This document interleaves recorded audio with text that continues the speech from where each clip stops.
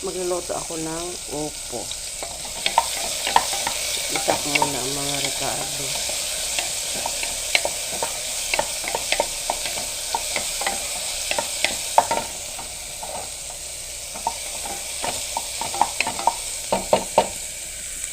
Tapos, halo ko na yung pork.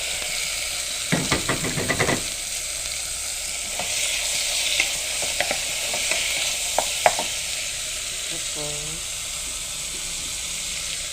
pork cube. Pork cube. Pahaluan natin ng pork cube. Para sumara ang ating niluto. Ano ba yan? Ayan.